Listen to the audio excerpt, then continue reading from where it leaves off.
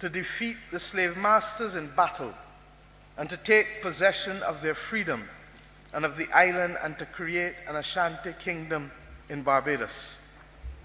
The governor of Barbados, Jonathan Atkins, reported that the revolt was planned by the Cormontees and that the greater number, I quote, from any one country, and they were a warlike and robust people, unquote. The leader of the planned revolt was described as Cuffy, an ancient Gold Coast Negro.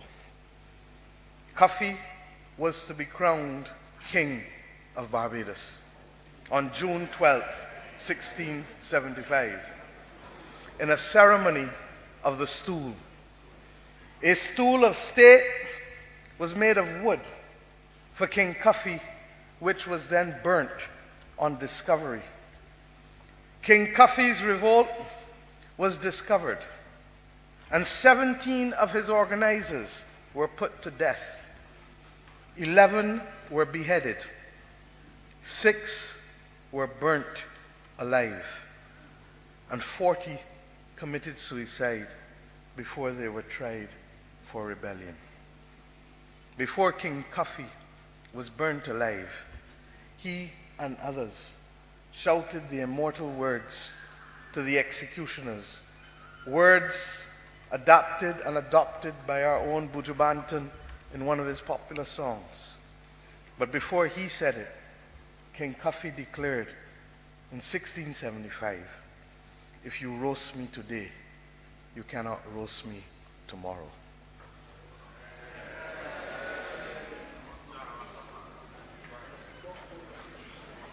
Such was the pride, the courage, and the defiance of King Cuffy, a spirit that was to lay among our people.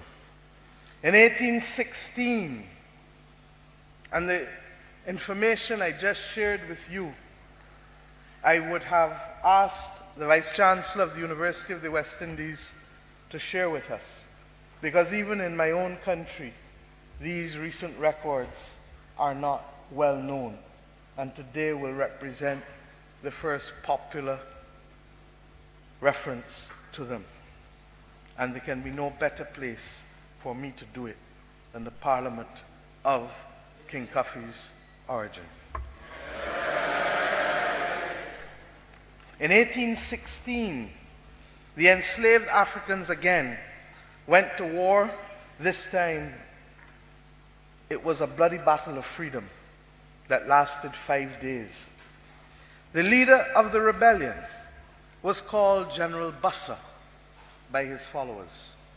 It was rumored that Bussa was also a Gold Coast man. Today, I am happy to report to you and to this Parliament, Mr. Speaker, that General Bussa is the first official national hero of Barbados that we established as a tribute to freedom and a recognition that he laid the foundation with his blood and as a representation of others who did so as well for the liberation of Barbadians. King Cuffy then, and other Ghanaians, you will understand when I say therefore, were the first to imagine and plan a free society in Barbados. They were the forebearers of the spirit of democracy, freedom, and justice. And it is appropriate that as I speak, Mr. Speaker, through you and through this August Parliament, that I speak particularly to the young people of Ghana and the young people of Barbados, so that they never forget this spirit of democracy, freedom, and justice for which we have continued to fight for centuries. I set forth, therefore, Mr. Speaker, for you and for our people at home, this history, because it shows the ties that bind us together. And it is my duty to inform you that the story of our ancestral kith and kin in Barbados, your ancestral kith and kin in Barbados, is one of great honor, dignity, and achievement. During the colonial period, Barbados and Ghana collaborated in spite of our being ruled by colonizers in the collective Pan-African endeavors on more than one occasion. But there are two seminal moments that are worthy of recall. The first is the presence at the very first Pan-African Congress in London in the year 1900 by Ghana's representative attorney at law, A.F. Ribeiro, and that famous Barbadian-American David Augustus Straker. And then there was the fifth Pan-African Congress, which was held in Manchester, England in 1945. Mr. Speaker, the representative from Barbados was a representative from my own political party, the Barbados Labour Party, representing a determination for us to be in the vanguard of the Pan-African movement. But equally, the secretary of the Congress in 1945 was a young man well known to you. His name was Kwame Nkrumah.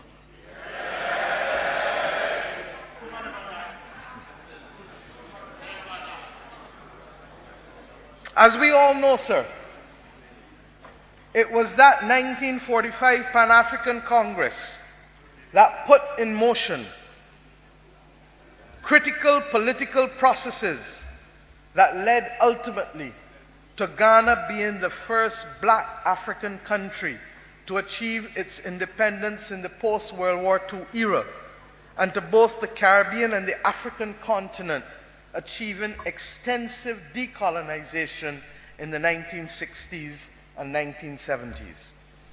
We Barbadians and Ghanaians, my brothers and sisters, are literally blood brothers and sisters.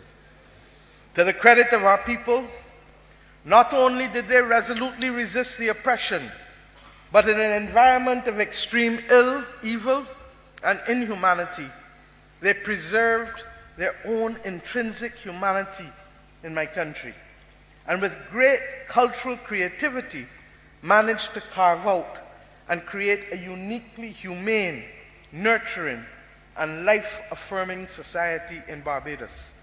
Simply put, our people humanize the vile and inhumane slave plantation society that the British colonialists had established.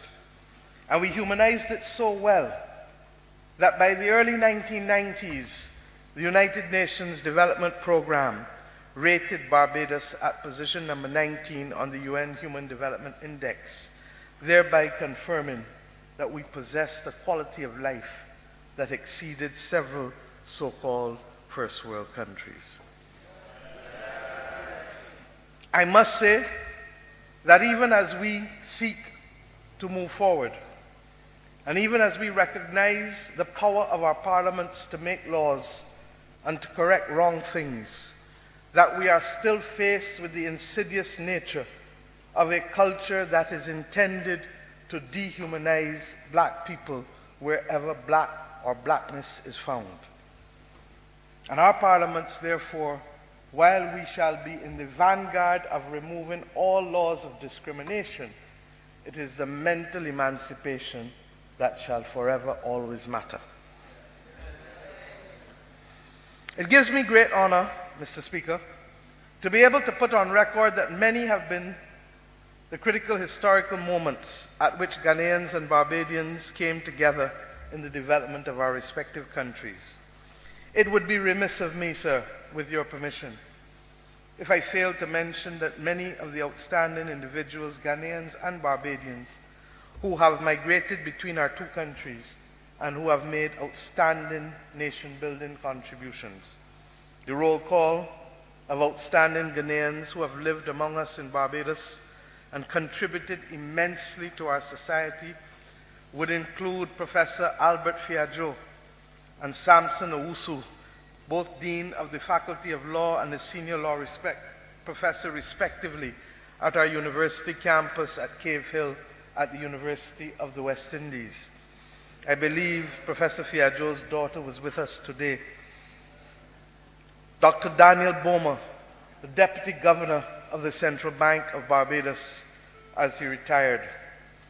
Mr. Kwasi Ametui, an outstanding orthopedic surgeon, and you will forgive me, Mr. Speaker, if I remember him, because he is the only person who ever put a cast on me.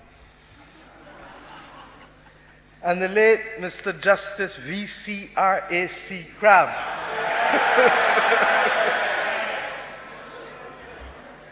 who became the head of our legislative drafting program at the University of the West Indies, and whose daughter continues to be a distinguished citizen of Barbados in the practice of law. And then, of course, there are many Barbadians who sojourned in Ghana and made contributions to a fledgling African independent nation that we think of as our heartland. Preeminent among them is one of the greatest sons of Barbados, our national poet, historian, culture scholar par excellence, Kamau Brathwaite. Kamau spent close to 10 years in Ghana between 1954 and the early 1960s, and credits this lived experience with immensely advancing his artistic development. He is widely regarded as one of the preeminent poets of the Americas. Indeed, it should be noted that when in the 40s, 50s, and 60s, many of the Barbadian national scholars concluded their education at top English universities, they often found that there were no job opportunities available back home in Barbados or in the Caribbean, and many of them gratefully accepted jobs in West Africa, primarily in Ghana and Nigeria. I recall the first and longest ever governor of our Central Bank of Barbados, Sir Courtney Blackman, being one of those who came to work in Ghana in the 1950s. It needs to be recorded and acknowledged that President Nkrumah, that quintessential Pan-Africanist, gave an exemplary practical demonstration of Pan-Africanism by appointing to his administration the Trinidadian George Padmore, who also had Barbadian roots, as his advisor to the President on African Affairs, the Guyanese T. Ras Makonnen, director of the African Affairs Center, and the American of Barbadian parentage, Sinclair Drake, who was head of the Department of Sociology of the University of Ghana, among others. I was honored this morning to be able to lay a wreath at the Mausoleum and Museum of Kwame Nkrumah and to have met his daughter. So, my friends, Mr. Speaker, the current generation of Ghana and Barbadians possess a solid historical foundation on which to build our future relationship. And yes, we must be all about building bridges, a comprehensive and holistic relationship that permits us to come together as members of an extended family to reconnect the deep spiritual, cultural, and other ties that bind us together, and to build what should be known as our Atlantic Bridge. We must never make the mistake of only conceiving the relationship in matters of trade and business, however important that is, and it is important. But we must also focus on engaging with each other in every conceivable area of human activity, for it is by so doing that we will develop a substantial, interactive, and interconnected social experience in which trade and business may better flourish, because trust is the essence of the best business practices. I also wish to express my deepest appreciation for the gracious and fraternal embrace extended to me and my delegation since our arrival in Ghana. When your president visited Barbados this year, I truly believed him when he said it was going to be a welcome like none other. But I didn't know that it would even have surpassed my own expectations. So that while history, colonizers, and the ocean have separated us for so long and have made standards and rules that would cause us to reject all that we are, reject all that we look like, and reject all that we would achieve, it is up to us to change that and to make for our children a new reality. The continuous reference, as I said, to black and blackness as a negative statement and white as a symbol of purity is the most insidious form of colonization and exploitation that remains in spite of the abolition of slavery and in spite of the repeal of those laws that discriminated against us. Mr. Speaker, it acts as a cancer of the mind. We have, in our own parliament, transitioned. But I ask us, and I ask our young people, how many of us can continue to allow space in our heads to be leased out to people who do not care about us or who do not have our interests at heart? The image of our young people spending hard-earned money on bleaching of their skins throughout the diaspora is an action that we must work to get them to stop immediately. It is not only not good for them, it is a repudiation of the beauty of blackness. We have a responsibility to be able to remind them of the words of the late Marcus Messiah Garvey, that we shall emancipate ourselves from mental slavery, and none but ourselves shall free our minds.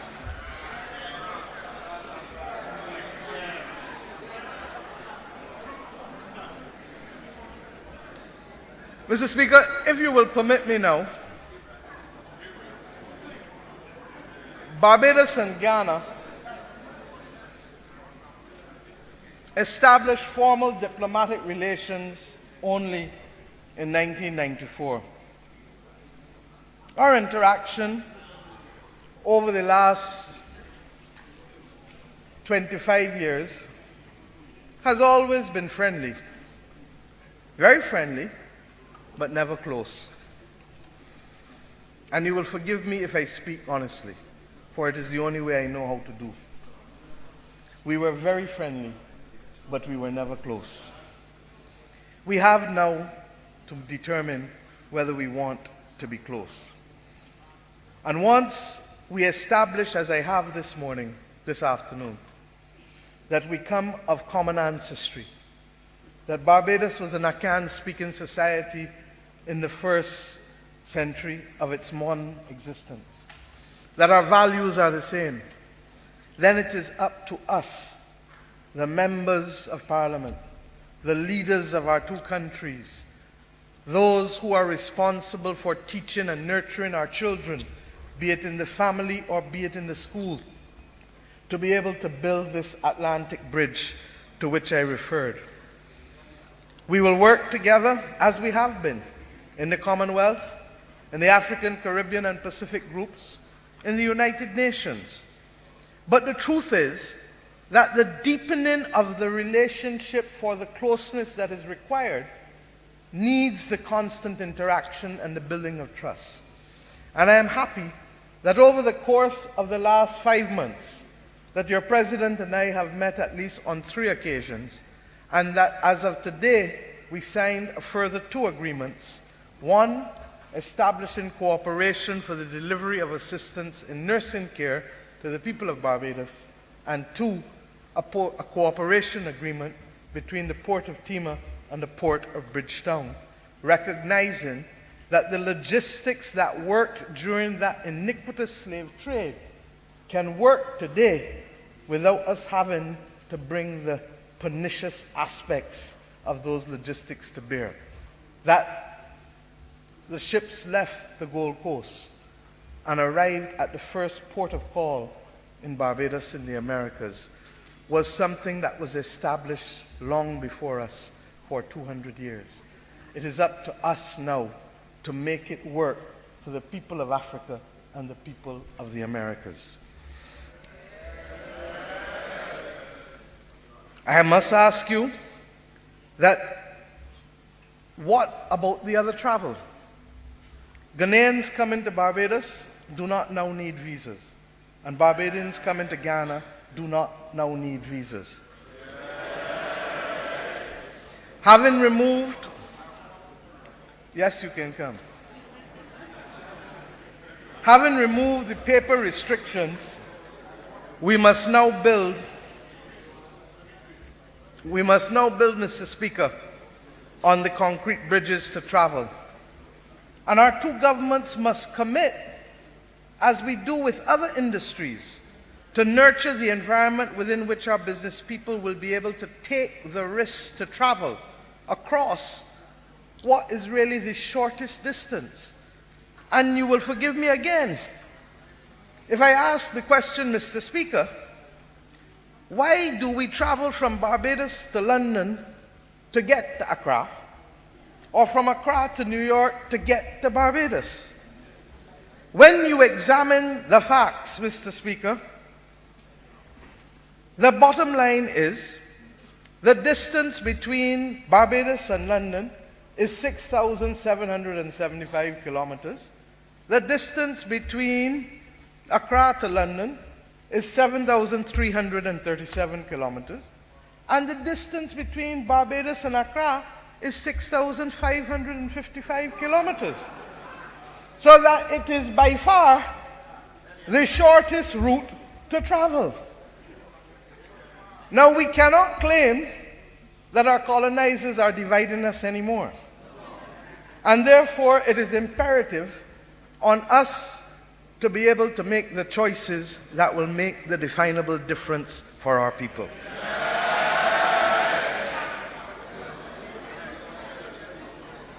Mr. Speaker, I referred to cooperation in healthcare. I referred, I hope, to what shall soon be concluded as an air services agreement with your ministers of civil aviation and Minister of Tourism. But I also want to talk about renewable energy and the climate crisis. I come from a region, sir, that did not start the greenhouse gas emissions, nor do we contribute to them in any meaningful way. But we are on the front line of those greenhouse gas emissions.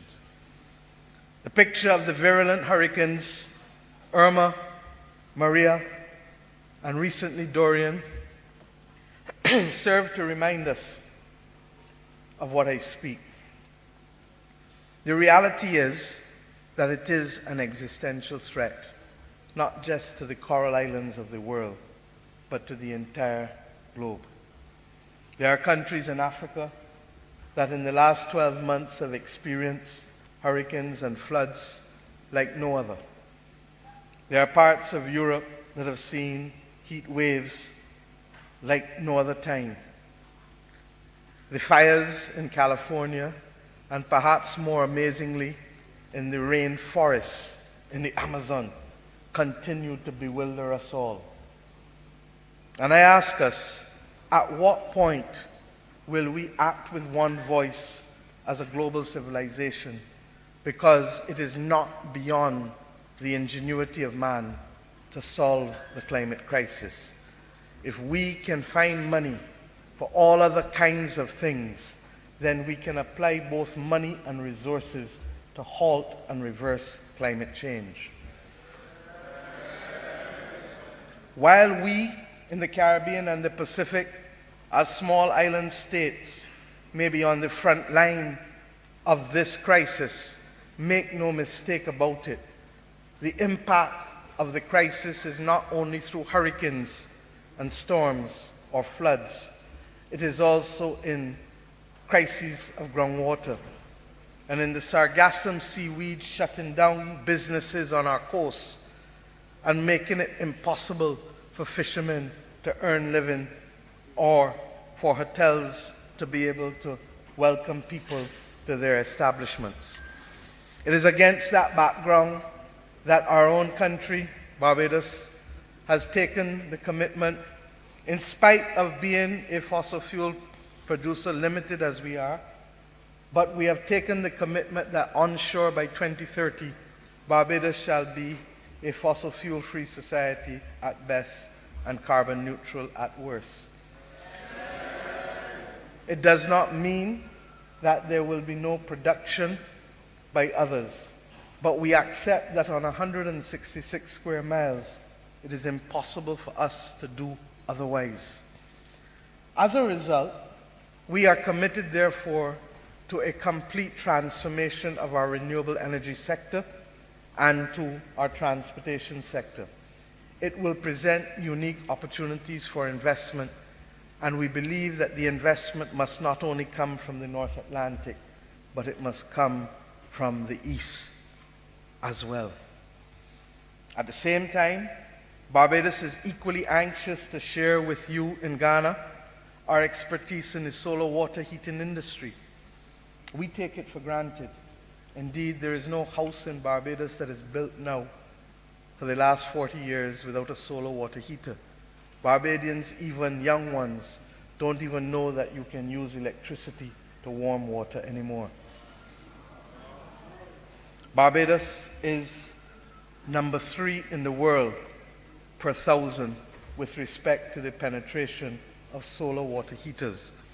And I have had the honor to bring with me to Ghana one of our distinguished sons and pioneers of this industry, Mr. James Husbands, who is here to be able to share his expertise and to see how we can work together to continue the pioneering work of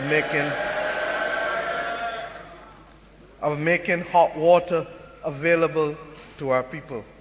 Anyone who knows what it is to take a cold bath at 5 in the morning will appreciate why this matters to our constituents. Mr. Speaker, sir, against the goal, therefore, of these things, we have then to ask ourselves, at what point will we position our people to be able to invest, our institutions to be able to mobilize our savings, to be for one another that instrument of growth to propel us to the next level. Your Minister of Finance delivered, I believe, a budget this week in this Parliament and would have referred to the continued need, as all of us do, for investment.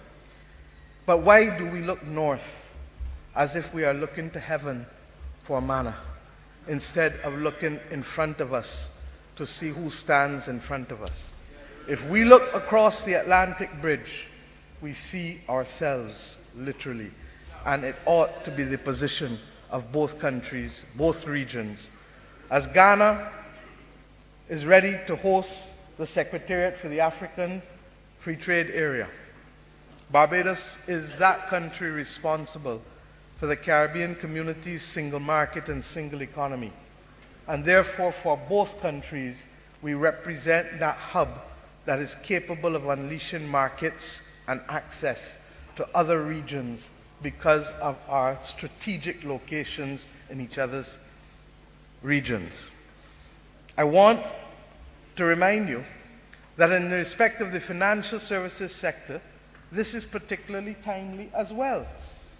Because for us, we have had for the last 40 years or so a successful financial services sector that is one of the main drivers of our economic performance and growth in our country. For many may not be aware that we represent the second or third most popular domicile for Canadian companies to be able to domicile to engage the rest of the world, because we give them certainty, regularity, transparency, and fairness with respect to a low-tax environment, but also with respect to the rule of law, which is well known to you here in Ghana, because we have the same common law background.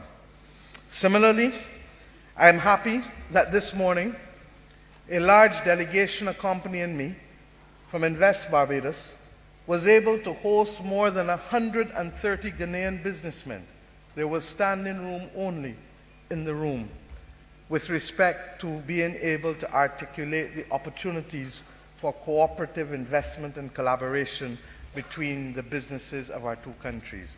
I remind us, Mr. Speaker, governments do not trade, but individuals and business people do. Sir, there is another exciting collaboration in the area of culture, because all of us know that for young people, movies, video, and games are the new literature of this generation. And I'm happy that enterprising citizens of our country have come together to produce a film, a Barbadian, Ghanaian, Jamaican production called Joseph, featuring Ghanaian and Barbadian actors, and it shall premiere here in Accra next month, and I look forward equally to its being premiered in Barbados. Before I conclude, sir, I would like to use this opportunity to bring into sharp focus the urgency for the peoples and countries of Africa to claim our space, not just economically, but as defenders of multilateralism and of a fair and just international order.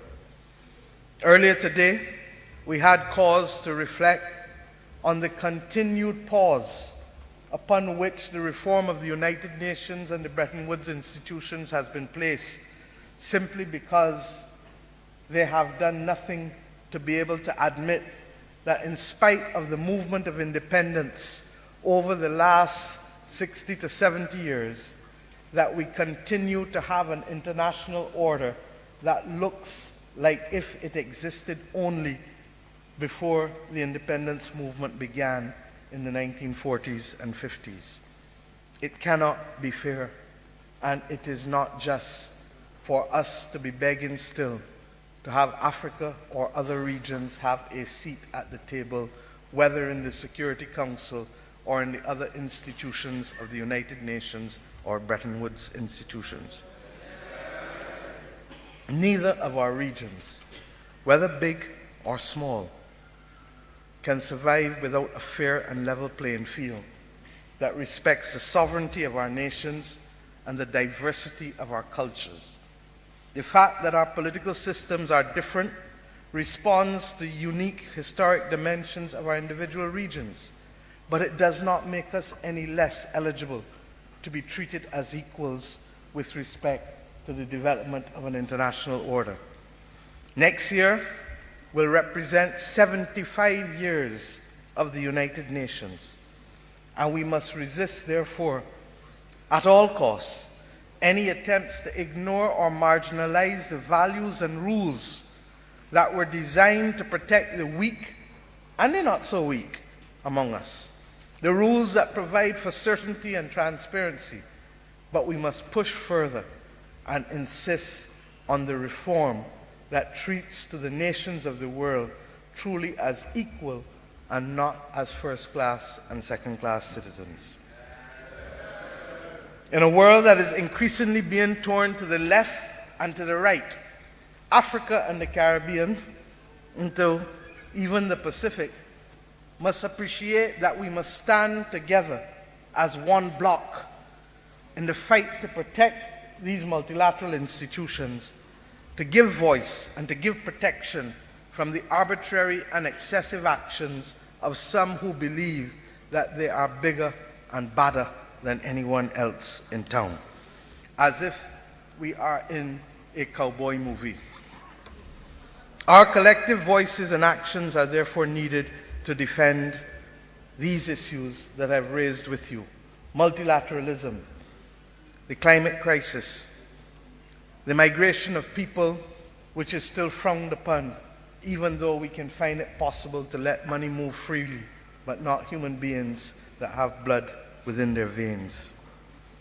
It is against that background that I hope that the African, Caribbean, and Pacific Summit will conclude that it is in our interest to stand as one bloc and to work as one bloc and to be that countervailing voice of reason and balance of power.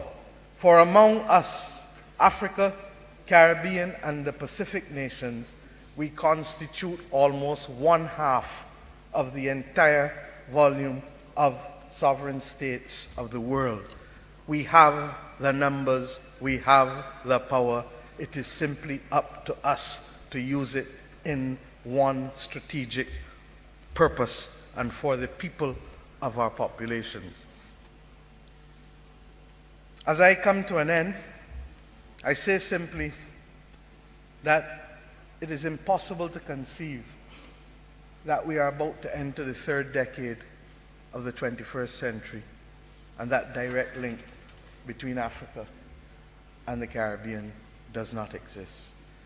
I pray upon you, the members of this legislature, to work with my people and my government, to let it not be repeated by anyone else that there is no Atlantic bridge for our people to cross on their own terms, in their own free will.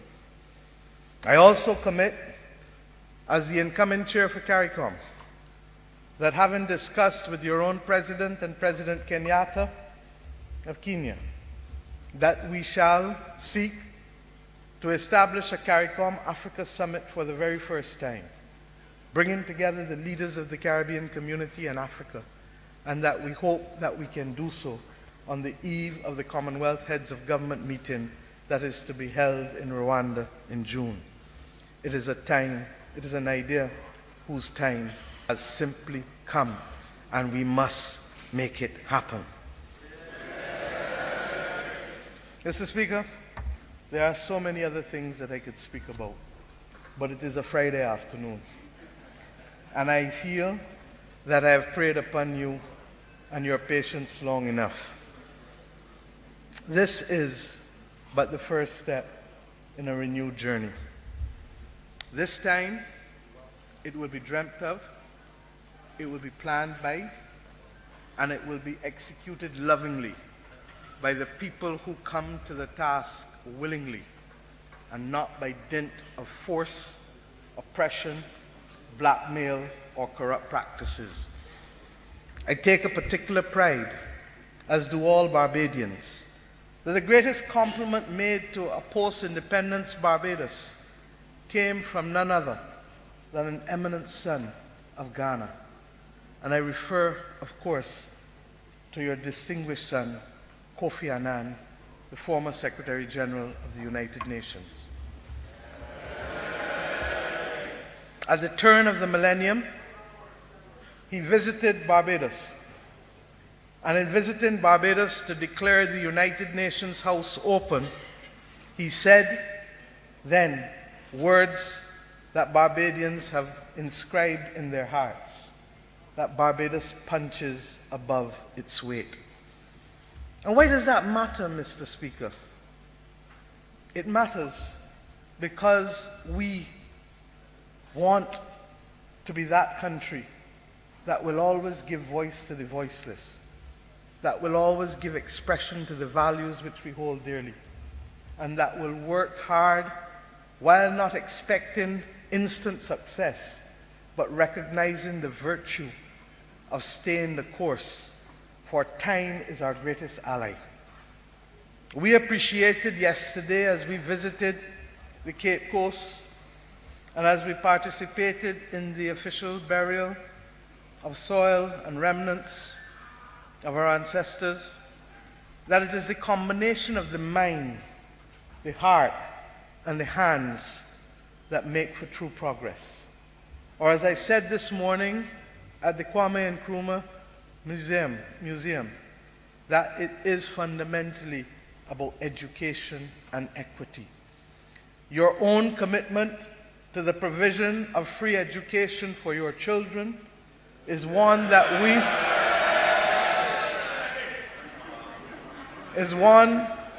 has represented our own journey. And indeed, my own country had to renew and reinstate free tertiary education when we became the government 18 months ago. We appreciate, Mr. Speaker, that size or money or might, while important, does not define who we are as a people. We are defined by who we know we are and what we believe and what we will fight for. And that is why we have never feared speaking up for the voiceless, or we have never feared saying to the world, as we did when we became an independent nation and addressed the United Nations for the first time, through the father of our democracy, who, by the way, belongs to a different political party than I do, but who said then that we shall be friends of all and satellites of none. It was a statement that all Barbadian governments have taken to reflect the essence of who we are. And that is why, Mr. Speaker, in the spirit of King Cuffy of 1675, we shall remain resilient and defiant. Resilient against all adversity and challenges, and defiant of the perpetrators of evil and ill will, because we know that the evil and ill will that exists today may not come in the same clothes and garb that it did 4 centuries ago. We remain committed to the spirit of King Cuffy, to the spirit of democracy, freedom, and justice. And it is why we salute your country for being the first in the name of Nkrumah to claim independence as a black African nation from a destructive colonial experiment.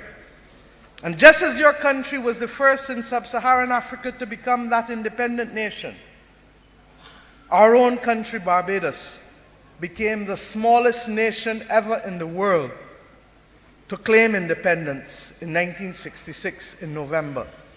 To dare to dream, but always to be determined to deliver.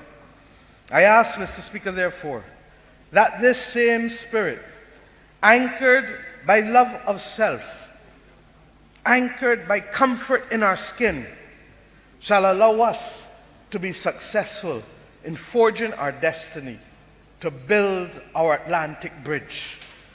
May the spirit of our ancestors and the love of our gods protect us on this renewed journey. I thank you, Mr. Speaker, for your attention.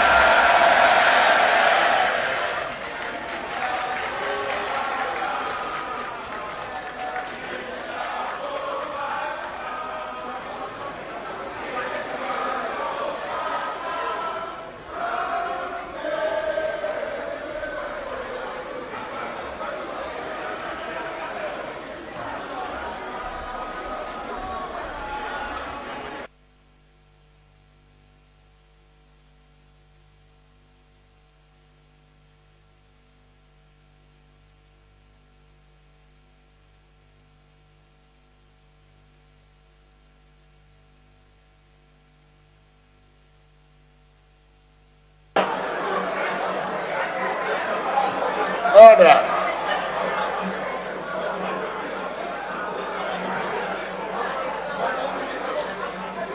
Honorable members, Honorable Minority Leader, you may want to make a few comments.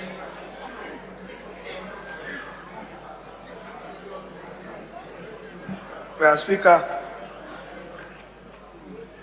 let me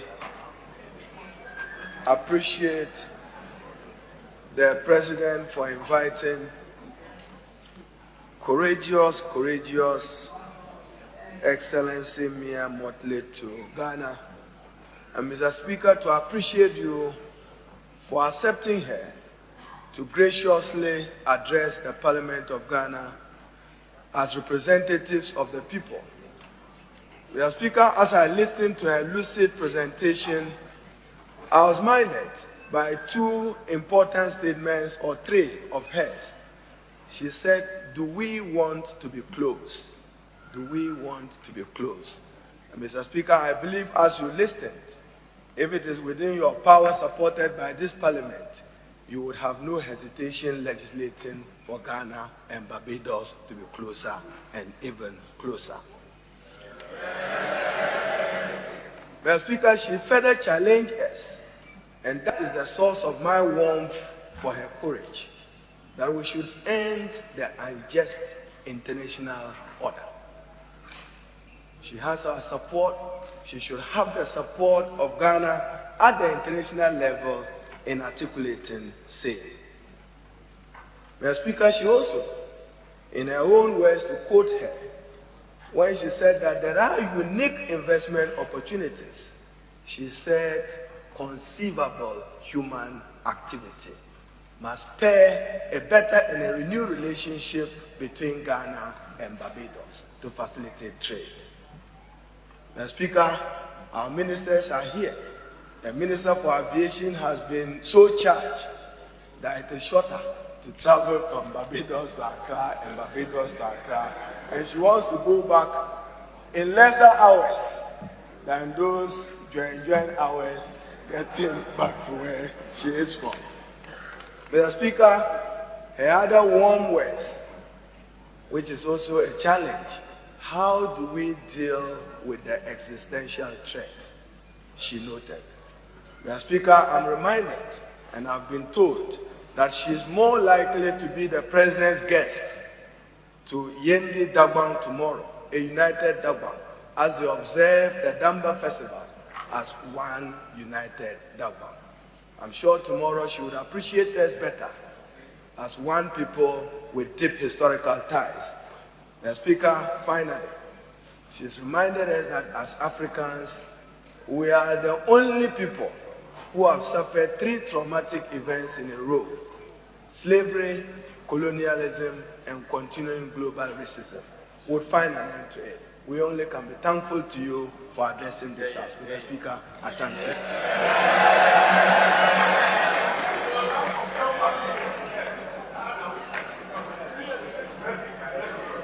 Honorable Majority Leader.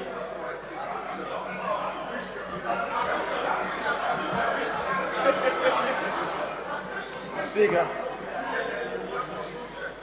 on the occasion of the official visit to Ghana by His Excellency Mia Amomotli, I also want to add my voice to welcome her to Ghana.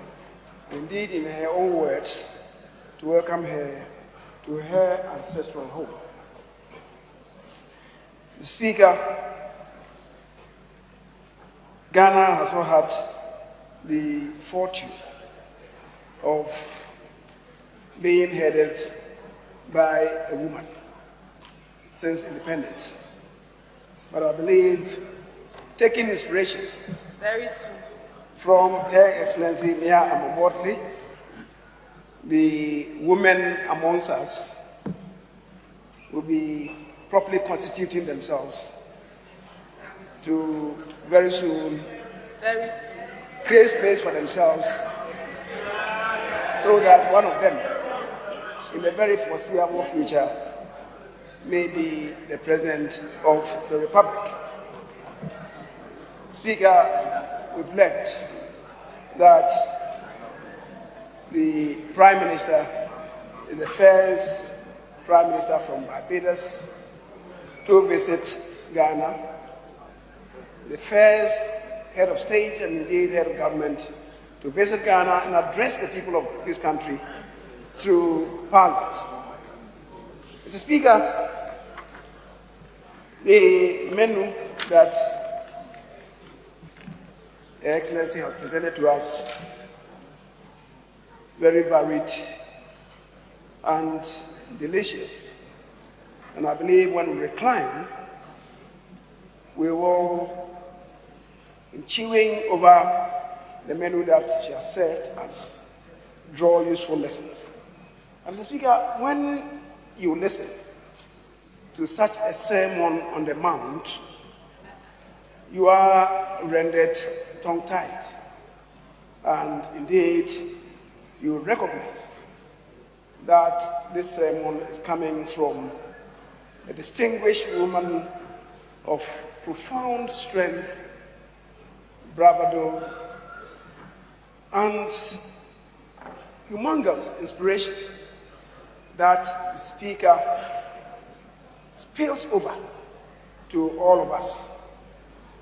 Indeed, she has demonstrated beyond doubt that she is a reincarnation of Yasantua.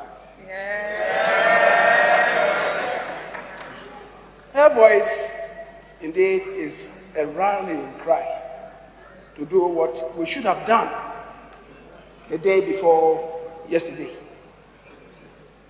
She has related to multilateralism, the issues of climate change, and in particular, trade between Africa and the Caribbean. This indeed should provide us with a useful beginning to lift ourselves up from the quagmire of disease and squalor in all facets of our national life. Mr. Speaker, the time has come for the two countries, Ghana and Barbados, to begin to construct a highway of cooperation in all spheres of the economic, social, and cultural lives in order to improve the living conditions of our people. The two countries should resolve to deepen democratic governance and also ensure that our people benefit from the dividends of accountable democratic governance. Speaker, we have been told that Barbados has had a parliament over the past 380 years. That is most phenomenal. Unfortunately, since independence, March 1957, the short period that we have had independence, we have had several military interruptions that have not contributed in any way to grow the parliament of this country in order to really ensure accountable governance and in order for our people to benefit from democratic governance. Mr. Speaker, we have useful lessons to learn from Barbados, just as they also have useful lessons to learn from us, and that is when we get closer to each other. And I believe the lesson to all of us is that beginning now, we should devise schemes and ways to get closer. As two people in two countries, but having a common bond of humanity, and that we should come together and raise ourselves up. As he said, we should not be looking north, we should not be looking south, we should be looking across the ocean in front of us to identify our own, bond together, and develop our people better than we have done. Speaker, may God bless this day, and may we resolve to improve the life of our people who have elected us to serve their cause better, beginning from today. Mr. Speaker, I thank you for the space granted.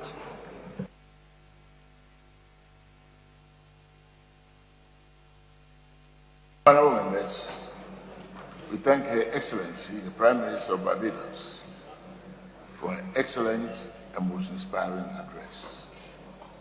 Your Excellency, we feel deeply the natural affinity between our two nations. May the good Lord richly bless you, your good self, the members of your delegation, and your nation Barbados. In the name of the Almighty, may you have a safe flight back home. Thank you very much. Honourable Majority Leader, any further indication at this juncture?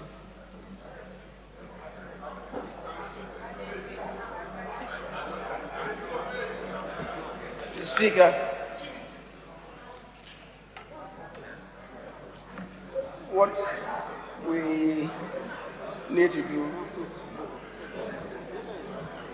before adjourning proceedings for the day is to connect with the words of Her Excellency that we should be bonding together, and because he's also talking to the nation from Parliament, perhaps it's imperative that we stress that the bonding of our two people should also include, in particular, the bonding of the parliaments of the two countries. And I believe that will strengthen the relationship between the two parliaments and the two countries. Mr. Speaker, it is close to 5 o'clock, and I believe adjourning the House lies with you. And Speaker, we wait for your directives. I thank you very much.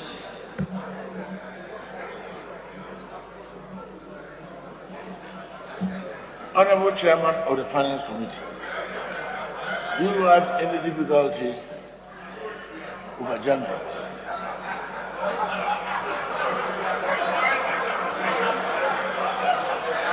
Or there is some financial package somewhere that you want to unveil? Honorable Minority Leader.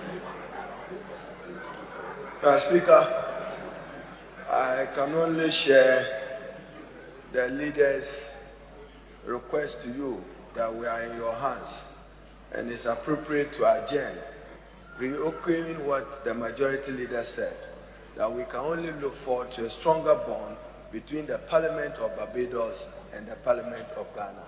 With that, if there was any motion, a second. If there is no motion, we are in your hand. Honorable members, this Honorable House will stand adjourned to Monday, 10 o'clock in the forenoon. Thank you very much.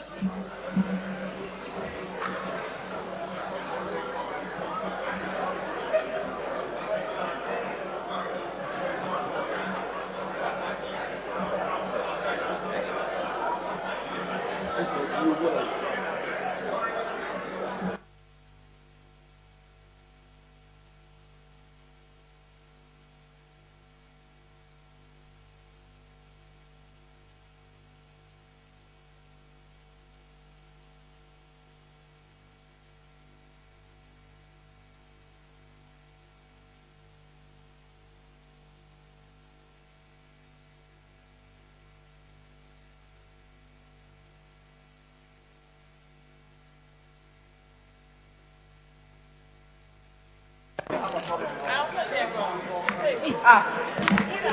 on.